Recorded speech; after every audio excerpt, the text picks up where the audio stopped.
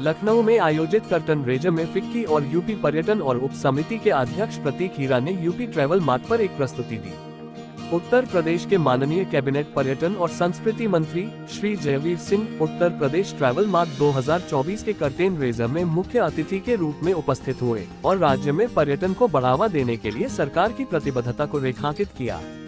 कार्यक्रम में Varanasi tourism guild के पूर्व अध्यक्ष श्री राशिद खान, आगरा टूरिज्म गिल्ड के अध्यक्ष श्री राजीव सक्सेना और उत्तर प्रदेश पर्यटन विभाग के प्रमुख सचिव और महानिदेशक श्री मुकेश मेश्राम ने भी संबोधित किया। इस आयोजन का उद्देश्य उत्तर प्रदेश में पर्यटन क्षेत्र को बढ़ावा देना, इसकी विविध सांस्कृतिक विरासत और प्राकृतिक आकर्षणों को प्रदर्शित करना है।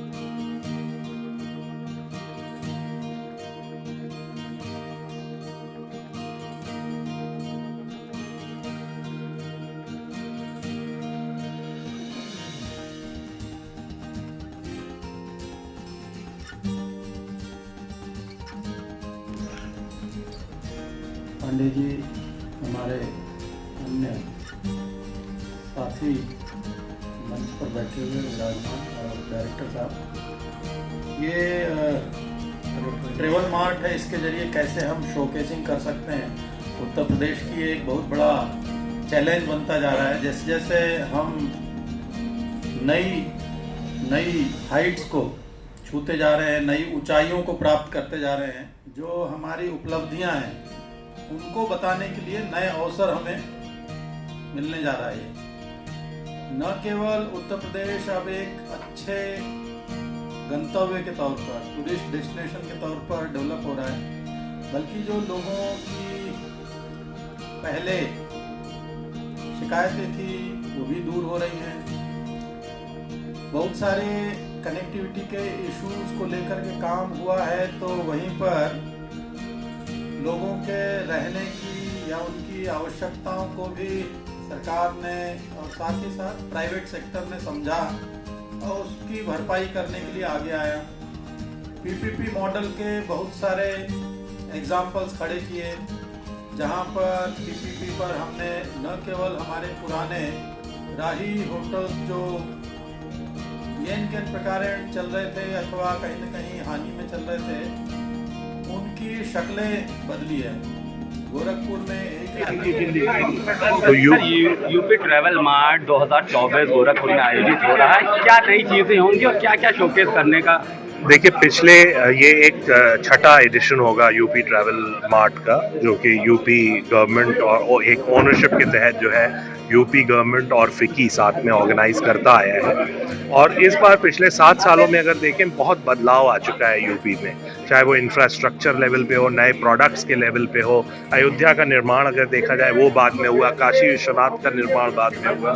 तो ये सारी चीज़ें जो है हम लोग अपने फॉरेन ऑपरेटर्स को, जो लगभग अलग अलग देशों से लगभग 20 फॉरेन ऑपरेटर्स होंगे, अलग अलग स्टेट गवर्नमेंट्स होंगी, उसमें होटेलियर्स होंगे, प्लस उसमें दूसरे जो डोमेस्टिक ऑपरेटर्स हैं उन लोगों का भी सहभागिता रहेगी।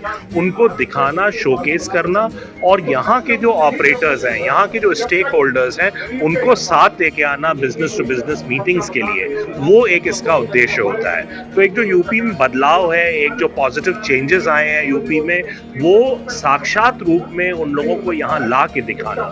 दूसरा, इस प्रोग्राम के बाद, ये कि जो 2 दिन का प्रोग्राम होगा, इसके बाद फैमिलराइजेशन ट्रिप पे ये लोग ले जाए जाएंगे अलग अलग सेक्टर्स में, जहाँ पर हम यूपी के जो नए प्रोडक्ट्स हैं, नए डेवलपमेंट्स हैं, वो उनको एक प्रॉपर वे से प्रोजेक्ट कर सकें, दिखा सकें और वहाँ वापस जाके वो हमारे यूपी की बात करें, प्रोजेक्शंस करें और हमारे लिए टूरिस्ट ट्रैफिक बढ़ाएं। जैसा कि अभी मंत्री जी ने बताया कि उत्तर प्रदेश 5वें नंबर पे है हमारे इंटरनेशनल टूरिस्ट अराइवल्स में। उसको फिक्की का उद्देश्य है कि जल्द से जल्द नंबर 1 पे हम यूपी को ले जाएं, जैसे कि डोमेस्टिक कॉन्टेक्स्ट में यूपी आ चुका है। पैर रखने की जगह नहीं है आज की डेट में अयोध्या में। तो एक स्टेक होल्डर की तरह से, एक बिजनेस पर्सन की तरह से बड़ी खुशी होती है इस तरह का डेवलपमेंट देखकर उत्तर प्रदेश में।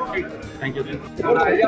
मेरा नहीं है। देखिए, आज उसी के विषय का ये एक मीटिंग थी जिसमें लंबा विचार विमर्श हुआ उन सब संभावनाओं पर कि उत्तर प्रदेश का चाहे धार्मिक टूरिज्म हो, आध्यात्मिक टूरिज्म हो, इको टूरिज्म हो, एडवेंचर टूरिज्म हो या विभिन्न प्रकार की जो भी पर्यटन की उत्तर प्रदेश में अपार संभावनाओं के दृष्टिगत व्यवस्था हो सकती है, उनको किस तरह हम लोग ब्रांडिंग मार्केटिंग करके न सिर्फ देश में तो हम लोग प्रथम स्थान पे हैं ही हैं। इस बार हम लोग आपको बधाई भी देंगे और आप लोग भी इसमें शामिल हैं, उत्तर प्रदेश के ही हैं, क्योंकि उत्तर प्रदेश ने घरेलू पर्यटन में लास्ट ईयर 2022 में 32 करोड़ के लगभग पर्यटक पूरी साल में आए थे। उसके सापेक्ष 2023 में 48 करोड़ से ज़्यादा पर्यटक उत्तर प्रदेश में घरेलू पर्यटक आए हैं। लेकिन चूँकि विदेशी पर्यटकों को आकर्षित करने में हम लोग अभी 5वें नंबर पे हैं, तो इन संभावनाओं को गंभीरता से और देख रहे हैं कि हमारे घरेलू पर्यटकों की संख्या तो निश्चित रूप से अयोध्या का नया मंदिर आने के बाद, काशी में और अन्य डेस्टिनेशन डेवलप होने के बाद अपार संभावना है कि इस बार 48 का हो सकता है, बहुत ऊपर ये संख्या जाए। लेकिन विदेशी मेहमानों को आकर्षित करने के लिए हम लोगों ने अभी काफ़ी प्रयास भी किए। कई विदेश की धरती पे इस तरह के आयोजन भी किए हैं और आज का आयोजन भी उसी परिप्रेक्ष्य में था कि विदेशी मेहमानों को अट्रैक्ट करके हम लोग अपने उत्तर प्रदेश के राजस्व की आय और रोजी रोजगार के अवसर पर्यटन की दृष्टि से किस तरह बढ़ा सकें, इस पर विचार विमर्श हुआ है। क्योंकि जब विदेशी कोई मेहमान आता है तो एक पर्यटक 6 लोगों को रोजी रोटी और रोजगार के अवसर देके जाता है, चाहे वो यात्रा करके हो, डीजल पेट्रोल से लेकर के, छोटी छोटी दुकान से लेकर के 5 स्टार से होटल तक। मंदिर जाता है तो वहाँ के पुजारी से लेके, नाविक से लेके, तिलक लगाने से लेकर के, रिक्शे वाले से लेकर के सारे लोगों को रोजी रोजगार के अवसर देके जाता है। और मैं समझता हूँ कि पर्यटन ऐसा विषय है जो सबसे कम लागत में सबसे ज़्यादा रोजगार और रोजी रोटी देने वाले अवसर प्रदत्त करता है।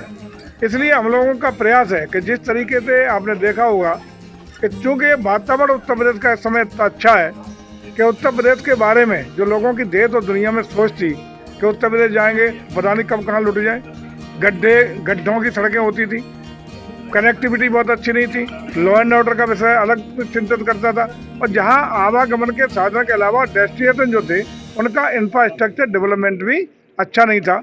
लेकिन आज हम लोगों ने बेहतर कानून करा दिया, बेहतर connectivity by road connectivity, air connectivity, train connectivity और वाटर कनेक्टिविटी देने का काम किया।